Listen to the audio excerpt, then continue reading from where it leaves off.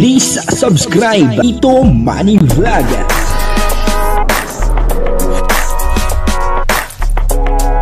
Payagan po si Tito Manny Vlog na mag-reactor para pambiling gamot sa kanya pong karamdaman. Wala man siyang records ng ng awayan. Inamin na po ni Kalingap Dan, nagkaroon na ng aminan, ha? Sabi po nila walang aminan, pero dito nagkaroon na ng aminan. Nasabi ay mahal na daw po ni Kalingap Dan. Grabe, no? Sino po kaya ang tinutukoy ni Kalingap Dan? Siguro yung nasa isip ko ay yun din ang nasa isip nyo. Papanoorin po natin yung video at syempre bibigyan po natin ng konting reaction. Pero bago po yan, ako muna po bumabati sa inyo lahat ng magandang umaga, magandang tanghali at magandang gabi sa inyo lahat mga kapatid. Saan man kayo ng panig ng mundo naroroon ngayon, ay mag-iingat kayo palagi at pagpalain kayo ng ating Panginoon. Maraming salamat din po sa patuloy na tumatangkilik sa aking YouTube channel at nanonood sa aking video reaction. Patuloy lang po natin suportahan sila Kuya Bal Santos Matubang, Kalingap Rab, Ate Edna Vlog, Jack Tapia at syempre mga kasamahan ko po sa Karepa. Ganun din po yung mga charity vlogger na Kalingap partner. Ito po yung video na kung saan ay umamin na. Sabi po walang aminan pero dito ay umamin na. Etong si Kalingap Rab na talagang mahal na daw po niya. Papanoorin po natin yung video at ang kabuuan po ng video ito ay nasa YouTube channel ni Kalingap Norman. Ayun, portahan po natin Kalingap Norman na dating beneficiary ng Kalingap, ngayon ay isa na ring K-Boys. Ito po yung video. Gagalit ako. I'm angry right now. Kamukha mo si Elias, bro. Sayo nga. Hindi mo rin sumayaw, pre. Okay, vlog-vlogger tayo lahat dito, bro. Ano? Ikaw, vlogger ka? Vlogger ka po? Ano, vlogger na ang lahat? Vlogger na ang lahat? First time dito, kuya? Oo, ngayon nga lang mapunta dito. At first time lang. Kami 3 beses na dito. Pasok na pasok pala dito, super lingap. Oo. Pero yung mga iwas sa akin bawal. Yung bandir. Di kayang gated. Haba pa pala. Kaya maganda sumakay doon sa likod. First time lang. Hindi nakasukat. Fresco? Oh, Fresco. Yun nga lang. First time mo din dito? Ha? First time mo din dito? Fourth time. Fourth time. Hindi first time, fourth time. Fourth time, hindi lang first time. Kuya, Practice on the spot. Wala. Ito na rin. Trip. Dapat ay maalala. Oo nga, may ganun po. Oo.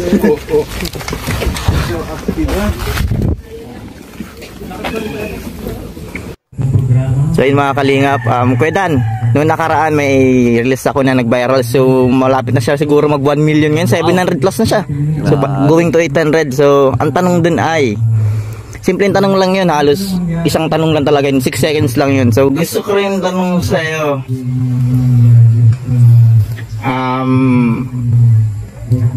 mahal mo na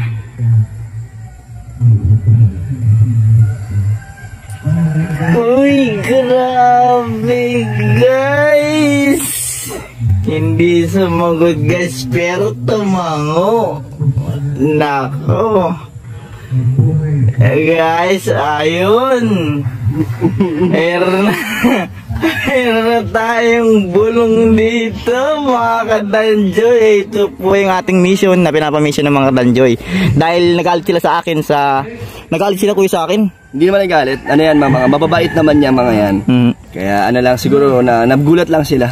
Kaya nga sabi ko nga sa live ni kuya ni founder kanina na sinabihan ako ni Kuya Dan kagabi kaya inayos ko yung thumbnail ko. Nagalitan ako mga kadanjoy guys. Naman lang.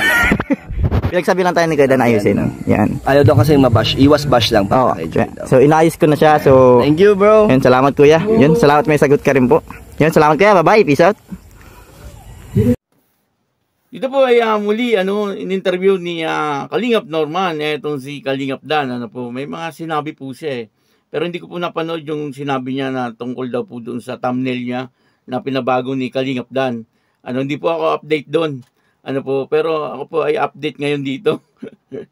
Sa tinanong ni Kalingap Norman. Ang tanong niya ay kung mahal na daw po ni Kalingap Dan. Grabe, ang sagot ni Kalingap Dan ay tango, ilang beses na tango. Para nagkaroon na rin po ng aminan dito, Kasi nung nakaraan, kung natatandaan nyo, ay tinanong din ni Kalingap Norman, etong si Joy Diwata, kung mahal na daw po ni Joy Diwata. At ang sagot po ni Joy Diwata ay tango din, na may kindat.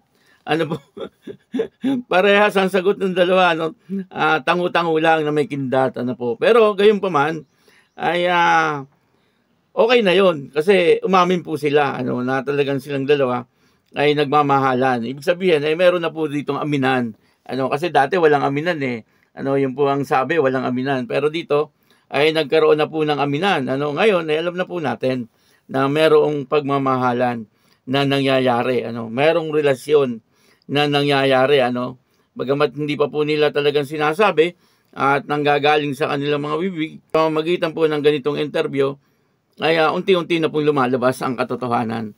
At doon po sa vlog ni Kalingap Rab, doon sa kay Casey, kung natatandaan nyo, nung tinanong ni Casey etong si Kalingap Dan, sabi nga po ni Kalingap Rab, ay may jowa na. Doon ay parang nadulas din si Kalingap Rab, Siyempre, wala pong iba, tinutukoy po dyan na mahal ni Kalingap Dan ay etong si Joy Diwata. At pwede namang mangyari. Kasi kitang-kita naman po sa kanilang mga reaksyon, sa kanilang mga sinasabi, kitang-kita naman talaga na meron naman pong talagang relasyon na. Maganda po yun kasi si Joy Diwata ay magkakaroon po ng inspirasyon, lalong-lalo na po sa kanyang pag-aaral.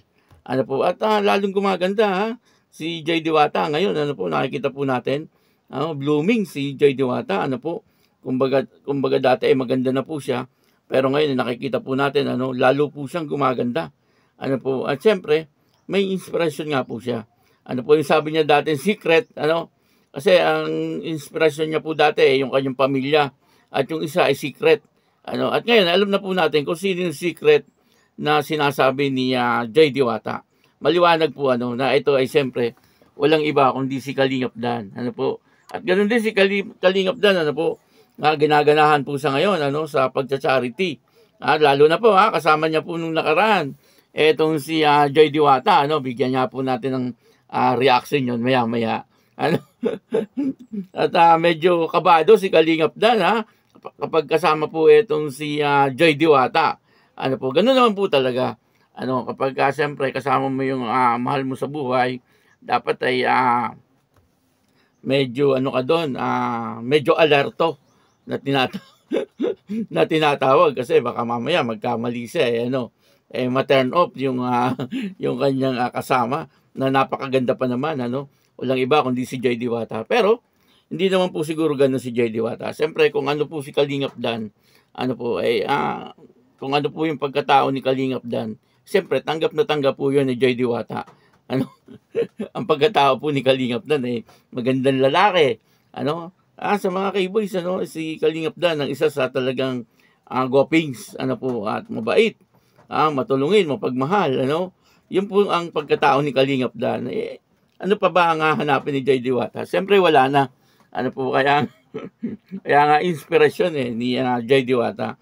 At ganun din siyempre si Kalingap Dan kay Joy Diwata, na talagang napakaganda ni Joy Diwata at napakasipag, marespeto. Wala na, lahat ay na kay Joy Diwata na. Kaya bagay na bagay naman po etong dalawa, Kaya patuloy lang po natin subaybayan, ang buhay ng dalawa, at yung teleserye na Dan Joy. Maraming salamat po sa inyong lahat. At ako po si Tito Manny Vlog na nagsasabing God bless you all. Diyos mabalos.